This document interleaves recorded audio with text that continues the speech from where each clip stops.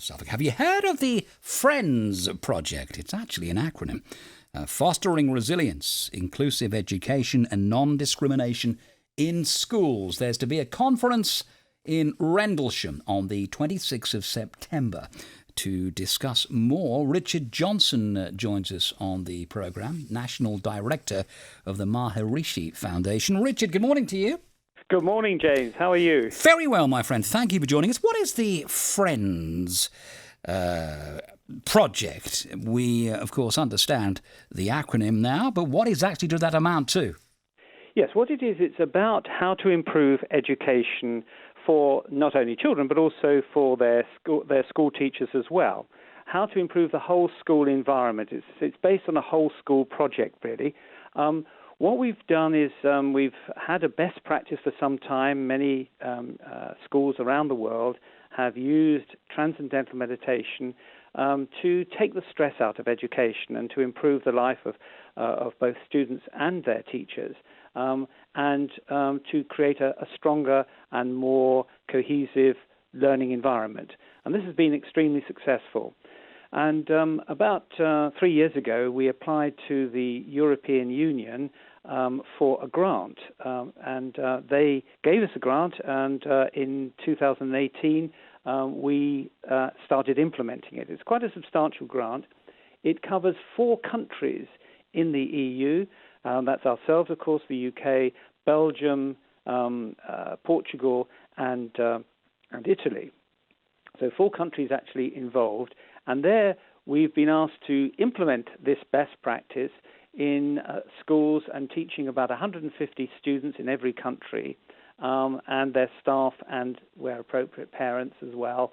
And we've had it measured by 2 universities, the University of Bologna and the University of the Algarve. They're doing a pre-test for the students and the teachers, and then they're doing a post-test 3 months afterwards.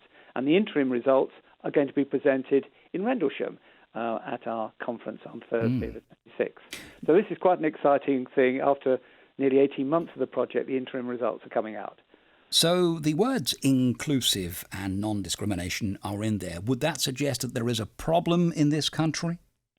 Yes, I mean, I think generally that there is a question of social integration and also well-being in schools. It's to cover a broad range of educational issues.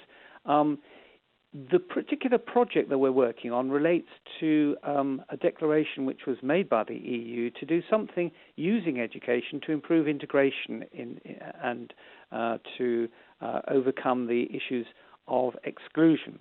And what this project does shows that actually if you reduce stress in the environment, then naturally children and their staff also become much more integrated and much more, they work more easily together because they feel better. Stress has been removed or reduced in the environment, and then people find that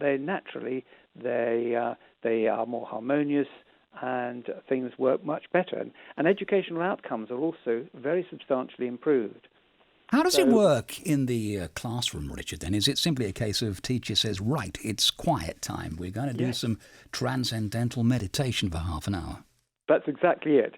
Twice a day, morning and afternoon, they stop and then they close their eyes, and then those children who have learnt TM practice their Transcendental Meditation program, and then the other children who haven't learnt just sit quietly reading a book or doing some quiet activity. That's why it's called Quiet Time with Transcendental Meditation. So children have the choice to decide which one they would like to do, and then we teach the children and those who want to learn. We've had tremendous results, and we've been very encouraged by the results across Europe. It's interesting that it's cross-cultural, as it were. So it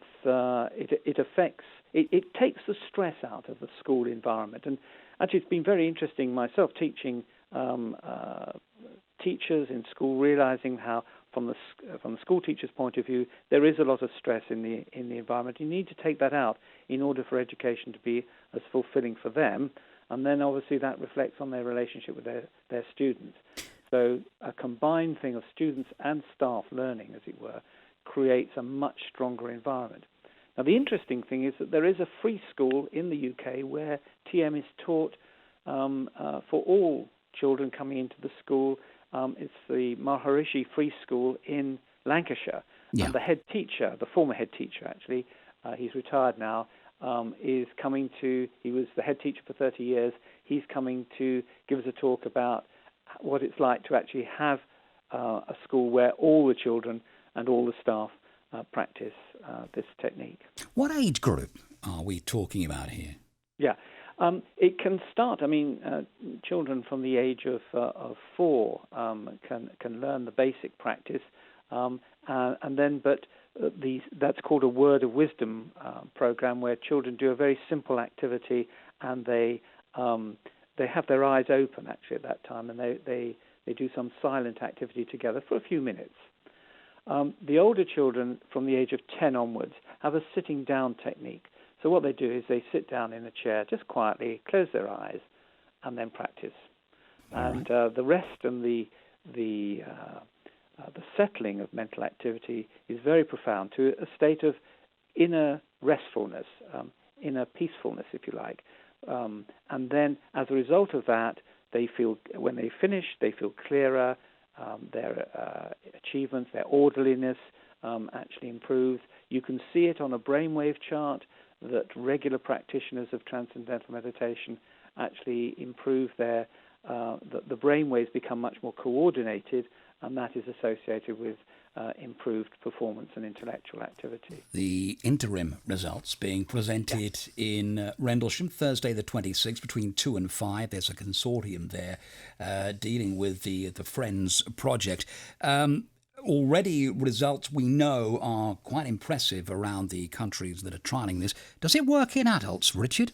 Yes, it does, absolutely, because obviously we're teaching the adult, the teachers as well. And actually one of the things that is quite interesting is that we notice how many teachers are actually under quite a lot of strain actually at the moment. And when they learn the practice, they find considerable benefits. And we've had the interim results for the teachers' side presented for the UK, and that's really been extremely encouraging. The interesting thing is that they take psychological measures, different psychological measures, and well-being measures and so on. And what's interesting is that all of them show improvements. And that's one of the interesting things about learning transcendental meditation, is that it benefits all areas of life, because it's so fundamental. It's one's own consciousness. And so you see improvements in health, in well-being, in behaviour, and so on. So it's really quite a beneficial, certainly for adults. Okay. As I say, Rendlesham is when the results, the interim results, are going to be presented. Who can come along to that? Is it a closed event, or can anybody come to that, Richard? Anyone can come along to that. Right. You just have to register with Eventbrite and just say that you're coming, so that we can prepare for the numbers. And it's a free conference. There's no charge at all.